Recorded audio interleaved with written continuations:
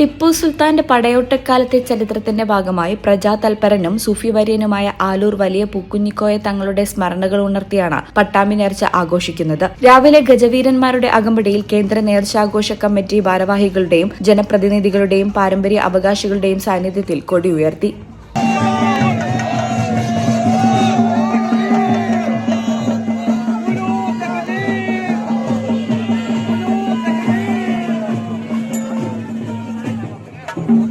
മതസൗഹാർദ്ദ സന്ദേശം വിളിച്ചോതി നടക്കുന്ന പട്ടാമ്പി നേർച്ചയുടെ പ്രധാന ആകർഷണമായ ഘോഷയാത്രയും ഗജസംഗമവും ആസ്വദിക്കാൻ ആയിരക്കണക്കിന് ആളുകളാണ് പട്ടാമ്പിയിലേക്ക് എത്തിയത്.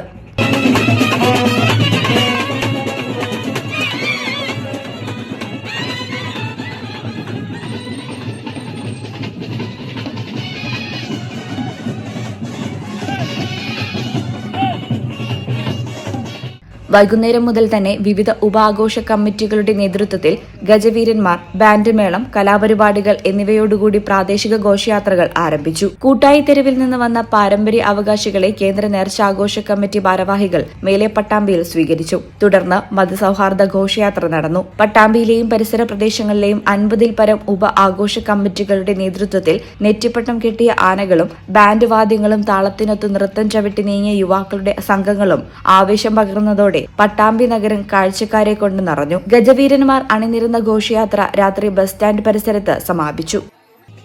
ഈ ചാനൽ പട്ടാമ്പി.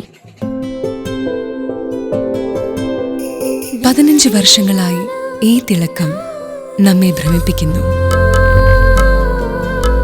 15 വർഷങ്ങളായി ഈ വ്യത്യസ്തത നമുക്ക് ആത്മവിശ്വാസം നൽകുന്നു. 15 വർഷങ്ങളായി നമ്മുടെ ആഘോഷങ്ങളിൽ ഈ പാരമ്പര്യവും പങ്കാളികളാണ്. ഒരു ദേശത്തിന്റെ ആഭരണ സംസ്കാരം രൂപപ്പെടുത്തിയവർ. ഞങ്ങളെപ്പറ്റി നിങ്ങൾക്കല്ലേ കൂടുതൽ അറിയുന്നത്? പരിശുദ്ധിയുടെ സുവർണ പാരമ്പര്യം.